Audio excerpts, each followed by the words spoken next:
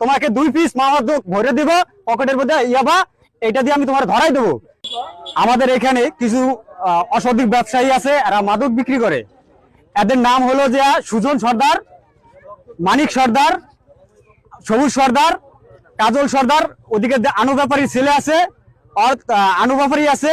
এদের সাথে মাদক আমাদের এলাকায় জড়িত হয়ে বিক্রি করে। রাস্তা দিয়ে মহিলারা হাঁটতে পারে না, আমাদের বাচ্চা কাচ্চা হাঁটতে পারে না। দ্বিতীয় হলো যে আমার হুমকি দিয়েছে, আমার পকেটে ভরে দিবে, দেখতে আছে লাইট মারি আমারে যে আমি কে।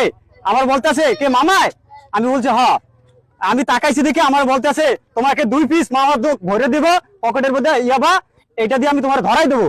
ঠিক আছে, তখন আমি মুরব্বীদের কাছে বললাম নামাজে যে ভাই কাকা আমার এই সমস্যা, আমি তো হাঁটতে পারতেছি না, রাস্তা দিয়ে আমার ছেলে মেয়ে নিয়ে যাইতে পারতেছি না। বললো আমাকে তুই যদি কারো কাছে বলস তাহলে তোকে ধরাই দেবো, আমার বাড়িতে যে হামলা করবে। রাত্র 2টা বাজে আমার ঘরের সামনে যে দাঁড়াই থাকে, আমার কোবাইবে।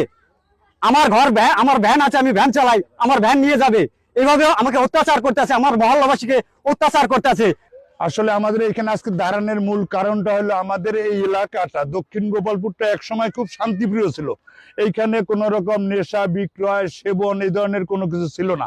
কিন্তু এই বছর 2-3 যাবত ওই ঢাকার থেকে 2-1 লোক এলাকায় আসছে এবং আমাদের এলাকার কিছু যারা মাদক সেবন করত, একসময় সেবন করতো, এখন দোনোটাই করে, সেবন এবং বিক্রয় দোনোটাই করে। বিশেষ করে এই সিএনবি রাস্তা, গোপালপুরের রাস্তা, নাজিরবাড়ির রাস্তা, কাজীবাড়ির রাস্তা, এই 4টা রাস্তার মধ্যে আমরা যারা বসবাস করি আসলেই খুব শান্তিপ্রিয়ভাবে বসবাস করতেছিলাম। কিন্তু ইদানিং মাদক বিক্রেতা এবং